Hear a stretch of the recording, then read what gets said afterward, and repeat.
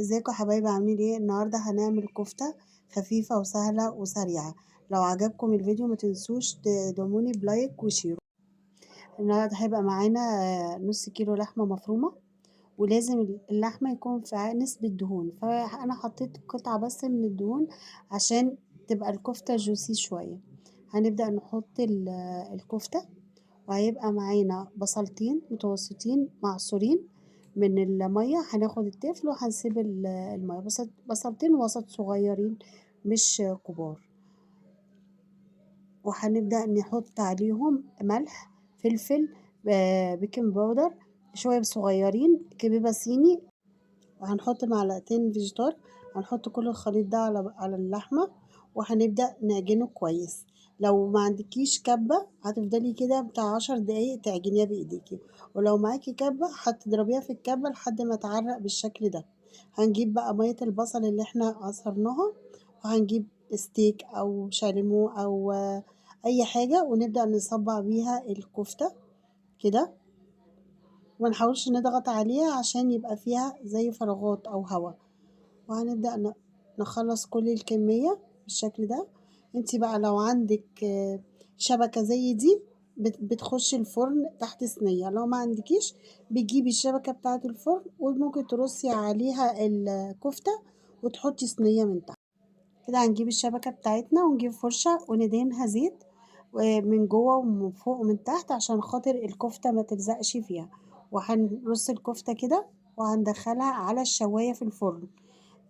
تبقى قريبة، بس تبقي ملاحظاها لأنها بعد شوية هتقلبيها الناحية التانية. دلوقتي بقى هنعمل بطاطس بوريه. هنجيب بطاطستين كبار ونقشرهم ونقطعهم مكعبات بالشكل اللي قدامنا دوت. وبعد كده هنجيب حلة فيها مية وشوية ملح صغيرين، ونبدأ نحطها على النار تستوي البطاطس.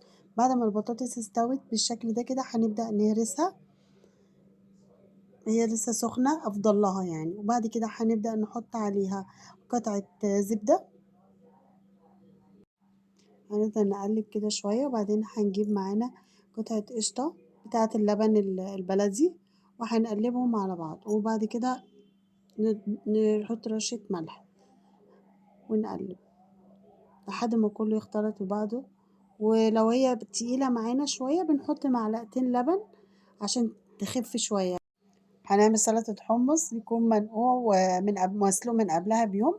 هنجيب الحمص هنحطه، وهنكون مقطعين بصل شرايح، ويكون مرشوش من قبلها بساعة كده ملح عشان خاطر طعم البصل ما يبقاش باين. وهنجيب فلفل ألوان وطماطم وكابوتشي لو عندك، وهنبدأ نحط عليهم بقدونس متقطع. بعد ما قلبنا هنحط الدريسنج عبارة عن معلقة مايونيز، خل، سكر، ملح، فلفل، حبة توم صغيرين مفرومين، شوية زيت.